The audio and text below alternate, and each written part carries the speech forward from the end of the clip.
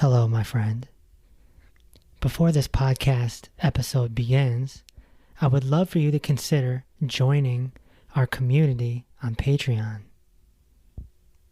For only $11.11, you'll be a part of an emerging community where I post bonus material and talk to you, and we can grow together. This small monthly donation goes toward keeping the podcast and the meditations free to the public for as long as we can keep them going. Welcome to Inner Peace with Dr. Reese, a program that can help you become liberated in the modern world. Now, here's your host, Dr. Kevin W. Reese. Vulnerability. You know, it can really help you. It's been helping me. Welcome to episode 90. 10 weeks away from 100, huh? So I've been going through it lately, you know. I always want to be an open book with you, you know, my audience.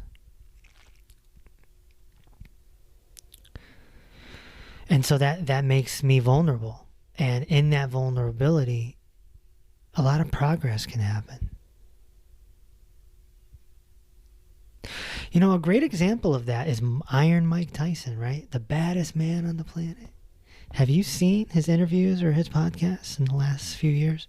He's very vulnerable, very open. You never know when Mike's going to just start crying, you know. And who's going to tell him he's not manly, right? Right. So, you know, my spiritual mentor, Vishrant, talks about openness all the time. It's one of his main teachings. And, you know, being vulnerable, being open, being willing to get hit with those emotional arrows, surrendering to the possibility that you might get quote-unquote hurt. It's okay.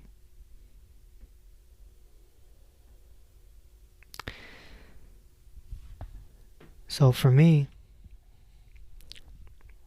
I'm going through it physically and mentally right now. You know, a detox. To make the story short, about 6 weeks ago, in late January, I started getting some health symptoms that I wasn't liking. I was like, uh-oh, what's this? Now, through the pandemic months, I basically gorged on food. I was eating too much, and I was eating the wrong foods, and I overdid it. I am a food addict, and I overdid it. And then, so here I am now getting symptoms that I'm like, uh-oh, it's time to change.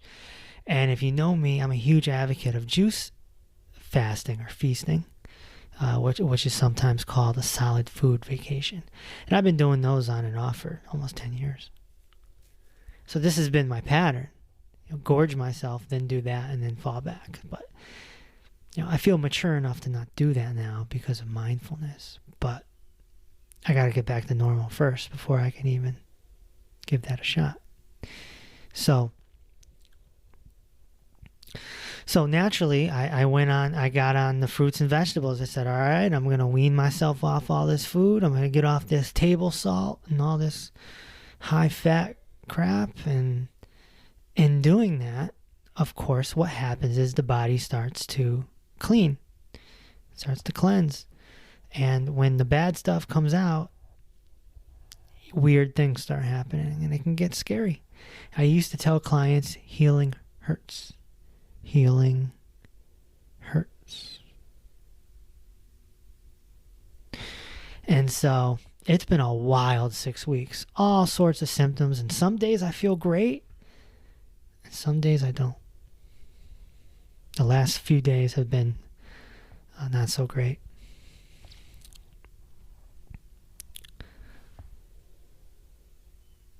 But this is the way it works.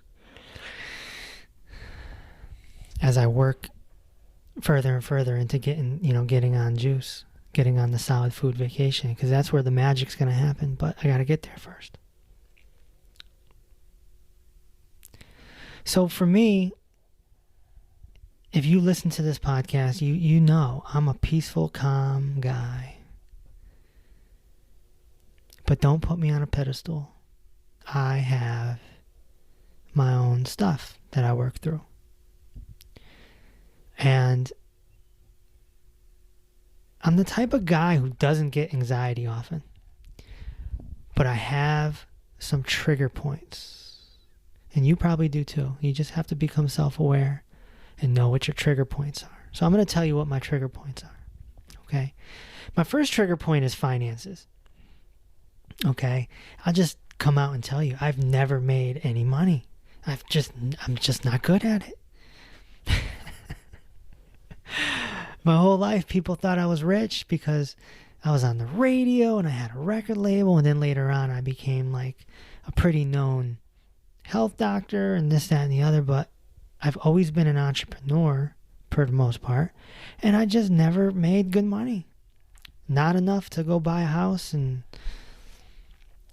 get a 401k. None of that. I have none of that. I have nothing, essentially. And so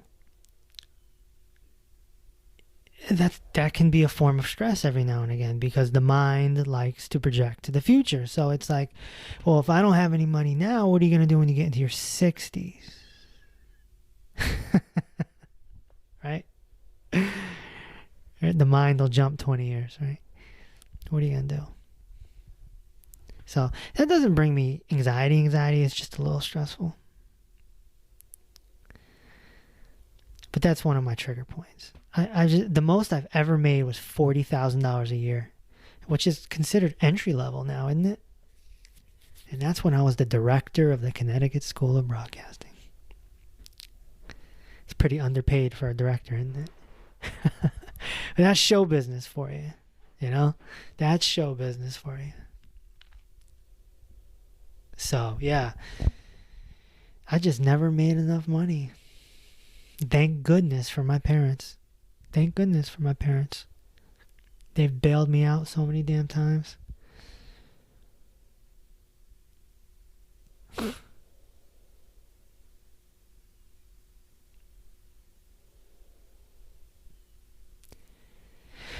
My other trigger point is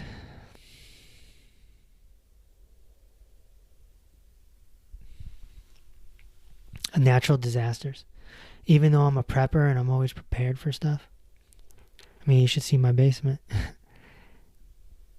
But natural disasters do frighten me, especially tornadoes. Tornadoes are awful. Tornado hit in my area, I think 2 summers ago. It was bad. It was like 10 minutes away from me, and we didn't know if it was going to come this way, and the clouds were dark and the wind was crazy, and the phone's going off saying, go to your basement, and the dog wouldn't come down to the basement. I'm like, oh my gosh. It was horrible. It was a bad, I'd say 45 minutes. And, my adrenaline was through the roof. Tornadoes are frightening. Hurricanes too. There's just something about it. You're not in control. And my third trigger point is health concerns. A lot of it is, I see what my dad goes through with his failing health. I have a lot of heart disease in my family, diabetes in my family. And even though I know we can change our genetics with our diet and exercise, these doctors, they put these horrible things in your head. I remember a cardiologist telling me, it doesn't matter what you eat. It's genetics. Yeah, we got to check your heart every few years.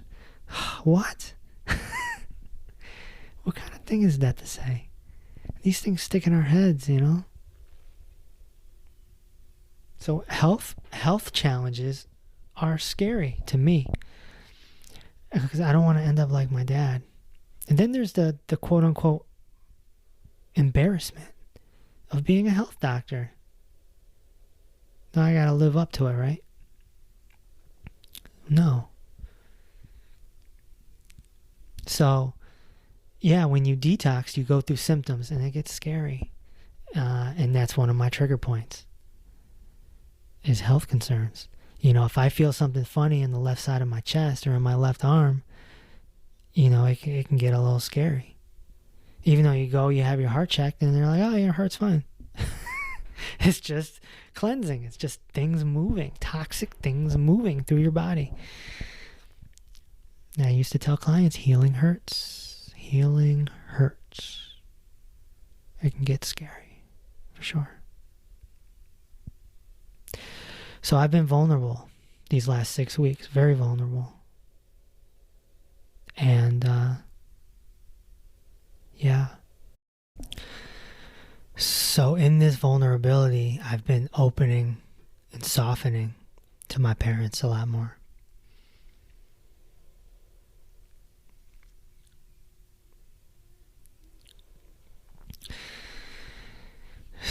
If you don't know, I've pretty much lived with my parents almost my whole life. I'm the stereotypical 30-year-old in the basement, 40-year-old in the basement. It's quite funny. One of my best friends, shout out to Kevin number 2. You know, we used to joke around that I was a broke mogul because I had so much influence and impact in my community. But nobody knew that I was living in my parents' basement for pretty much almost my whole 20s.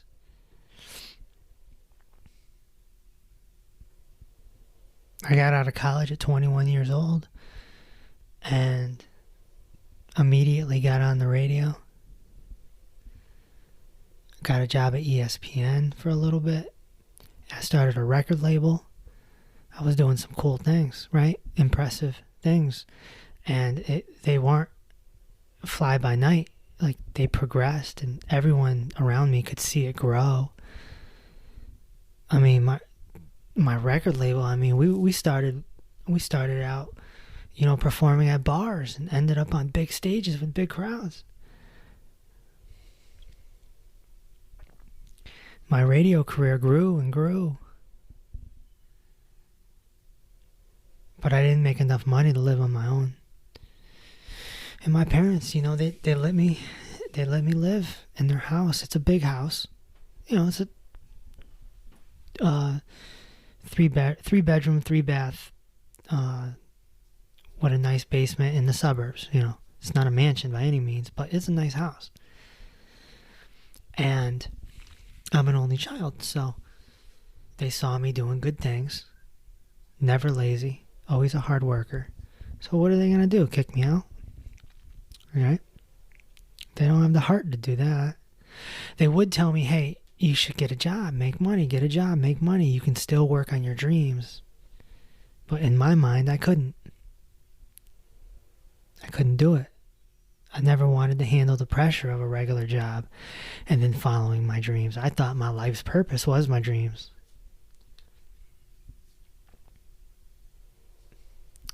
And so, you know, one day I woke up in my late 20s and I was broke. Right? Then I finally got a full-time job at the Connecticut School of Broadcasting, and I finally got a salary.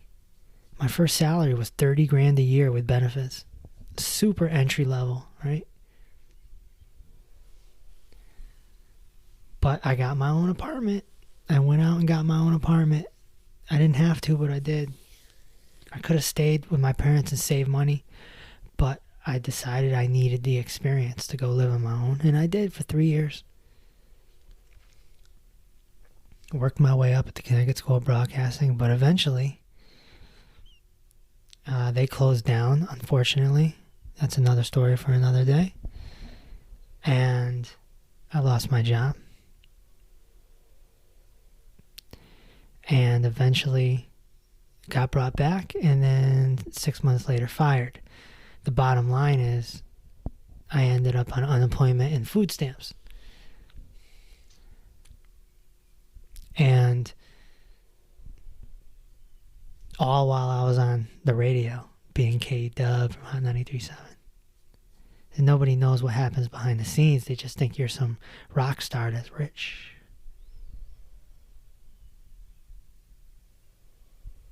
And so I was in this nice apartment in Farmington. I knew I couldn't afford my rent anymore. I mean, I had enough to afford my rent, but I would go broke.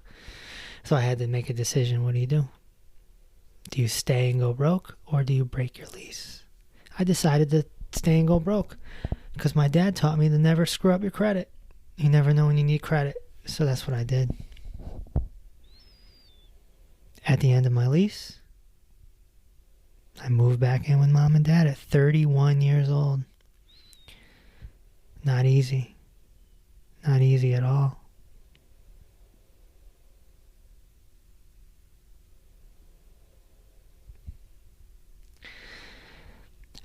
I was getting my health in order.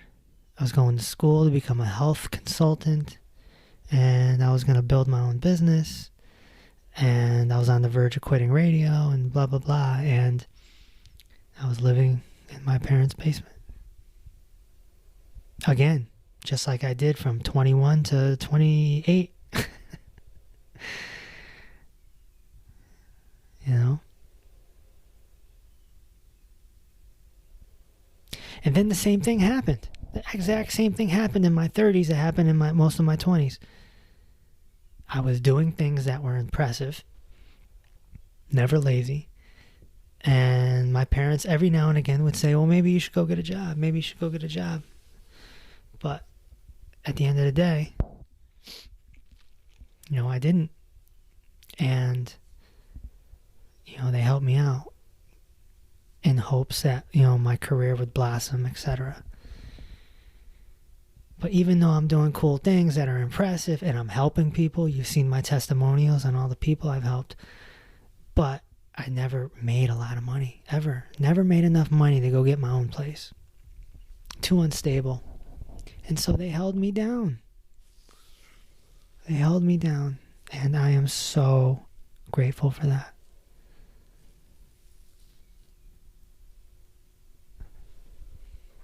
Yeah.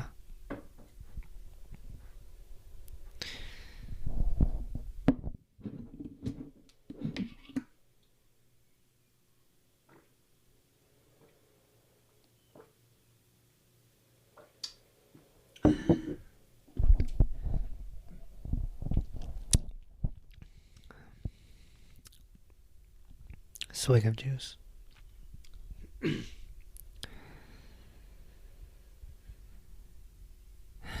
But the thing is, something interesting happened. In my late 30s, my dad's health has gotten worse.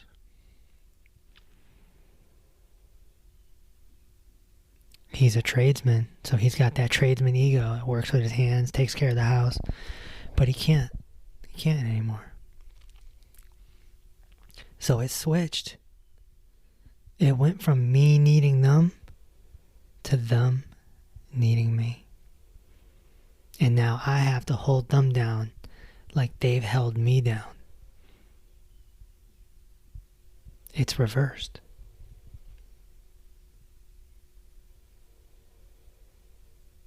And I'm gonna do it gladfully.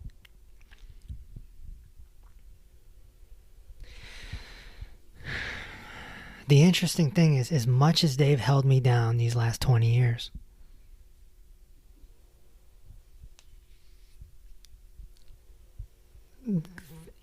my relationship with them has never been of openness, of hugs and nurturing.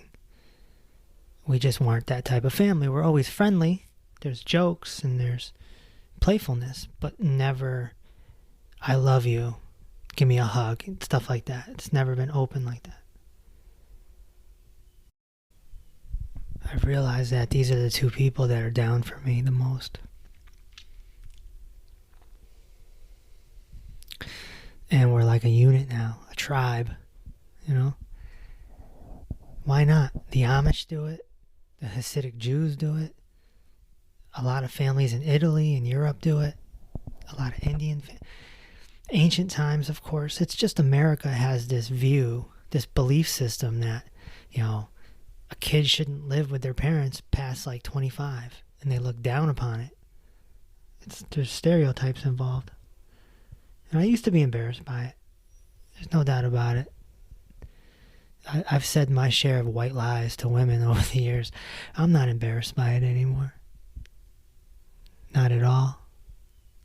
I tell people willingly I live with my parents. Or they live with me, depending on how you look at it. We're a unit. It's what it is. It's what it's become. It wasn't planned this way, but it's what it became. I'm not ashamed. But I'll tell you this. I always regretted that we didn't have that nurturing openness together. And me and my mom used to fight like cats and dogs. And I had all these pent up feelings about my childhood and my 20s. And I was like kind of mad at my parents. But I got over it. I worked through it. I totally worked through it. I hold no grudges or whatever you want to call it, resentments at all towards them at all. Because the thing we have to understand is that parents, in most cases, are going to just do the best that they can. That's it. Because hurt people. And if they're hurting you, then they were probably hurt. So somebody just needs to break the cycle. That's all. That's all it is. That's all it is, man. And I just know. I'm so happy I worked through those issues I had. Those are so long gone. Once you start walking the spiritual path, the past really kind of dissolves. Now it's about the present and the short-term future. That's what it's really about.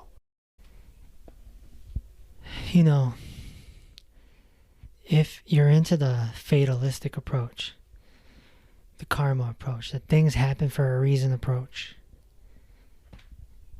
then I would say that there's a reason why I'm with my parents now at 41 years old. For two reasons. One, I gotta hold them down now, like they held me down. That's first and foremost. But number two, it's to improve our relationship. To improve our relationships. We've never been an affectionate family, but I have a chance to break that pattern. I just have to be open and vulnerable.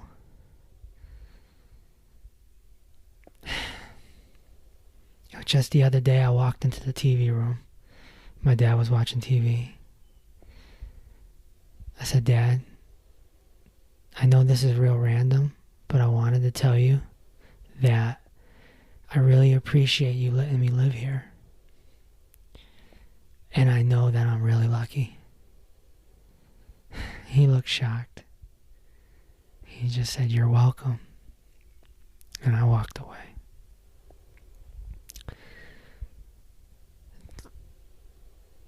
This was big. This was big for me. This was big for him. Because we never talk like that. We never talk like that.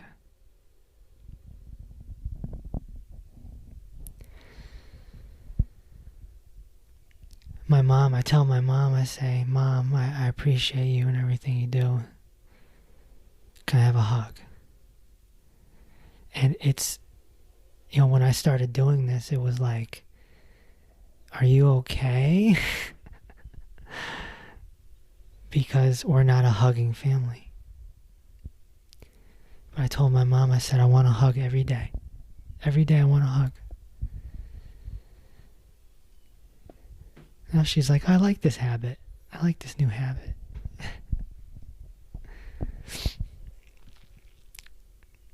There's an opportunity here. Because I don't want to wait until they're on their deathbeds. Too many people do that with a loved one that they don't know how to express to. And then they have to go through the uncomfortableness of those days or weeks, whenever it comes. Or they don't do it at all. They don't do it at all. And then they live with regrets. I can't live with regrets. I can't. I don't want to do it. I need to appreciate them now. If they didn't do for me what they did, I may not even be talking to you right now. Because they're the ones that have supported me for these 20 years. You know, from 21 to 41.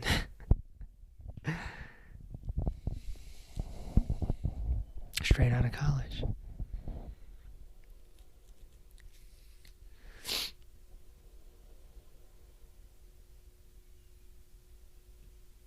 I am one lucky dude. A buddy of mine was telling me the other day, he was like, man, you hit the lottery. You hit the lottery. You live in a nice house. You got a home office. You got a home gym. You got a huge backyard. You just started gardening. You have everything anyone could ever want in a nice neighborhood. I said, yeah, but my bank account is empty. He goes, it doesn't matter. It doesn't matter.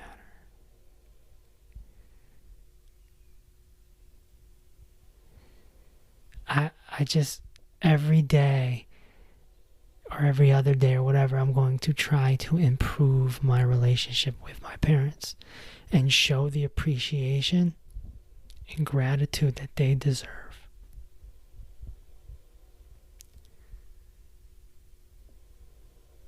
They're good people with flaws, just like everyone. But boy, did they look out for their son.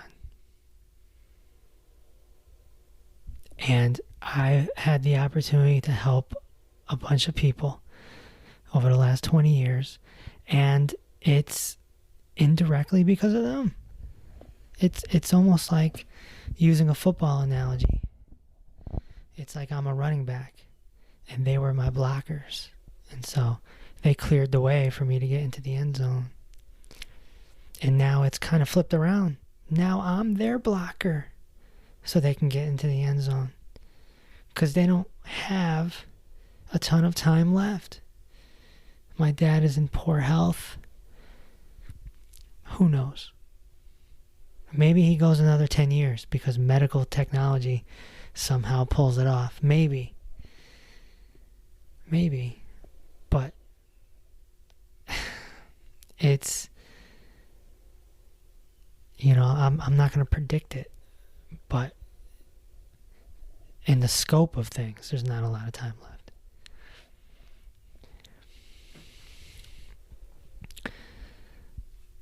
And I am the man of the house now. And I have a responsibility.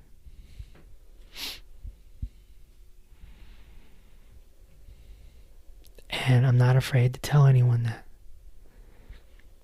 Most people would, you know, a lot of people would just be embarrassed.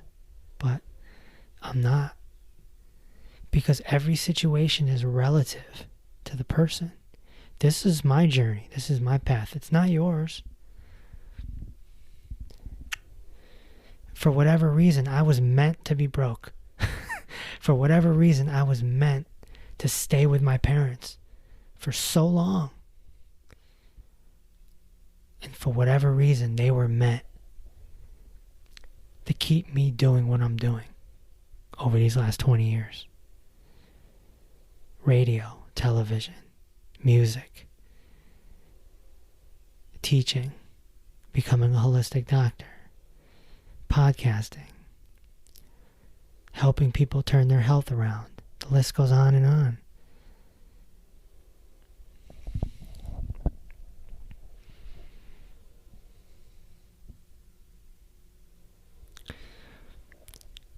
And, they wanted to see me make it so bad. Make it, quote unquote. My mom would always say, oh, you just haven't caught your lucky break yet, My dad, same thing. Oh, you just haven't caught your lucky break.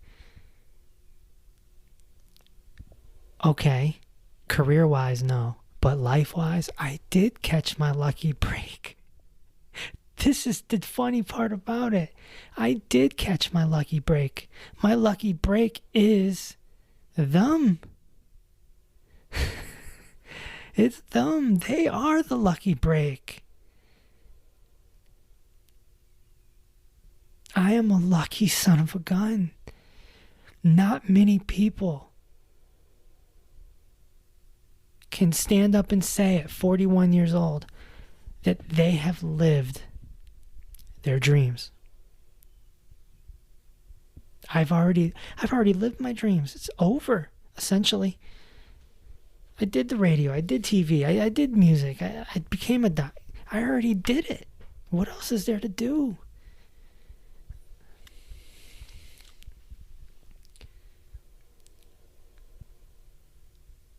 And of course, they still want to see me make money. Of course they do. Of course. And my mom is worrisome about it, But she's like, I hope that podcast, becomes a revenue stream. Well, it's on the people. It's not on me, I'll keep pumping them out, though. In Sunlight Sunny, the nonprofit organization teaching children about fruits and vegetables through, a superhero character. It's going to take a while, but that hopefully will be my job by the time, in a few years. And if all goes well with this podcast, they'll both be running parallel. And this is my life's work. But my life's work isn't possible without my parents.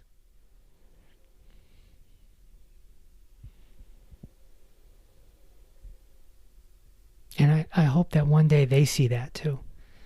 They can see that. And they can see that by me showing them appreciation.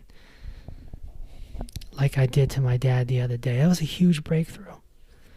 That was such a huge breakthrough. I've been opening up to my mom for the last few years, but not my dad.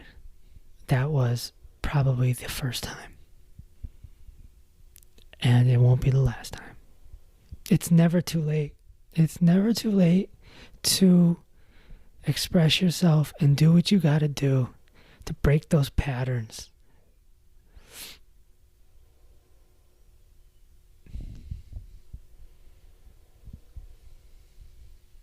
And maybe that's my real purpose. I don't know. Who knows?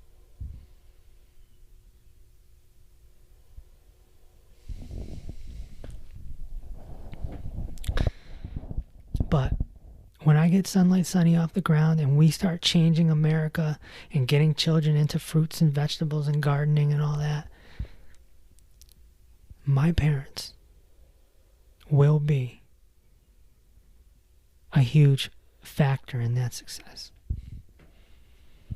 Because if it wasn't for them blocking for me, I never would be able to get into that end zone. So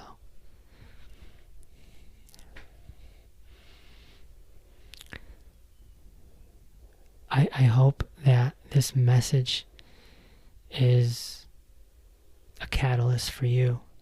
If you have someone in your life that you need to be expressive towards, or you have a relationship you need to fix, do it. Just do it. You can start by journaling. Just start writing down. Write them letters or whatever, just to get yourself ready. Just do it. Just get it done, because life is short. As they say, life is short. Be open. Be soft. Be warm. Say thank you. Be random with it. Be random. Be random with it, just like I was with my dad the other day.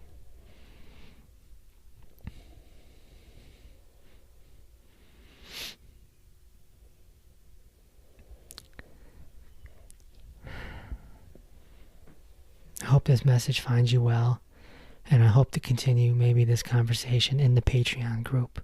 Come on over. Come on over. It's only $11.11, and my mom will be really happy if you join. Oh, man. Thanks for listening to Inner Peace with Dr. Reese. If this episode opened your heart, feel free to share on social media and tell your loved ones. Also, be sure to subscribe so you never miss an episode. Until next time, may peace be with you.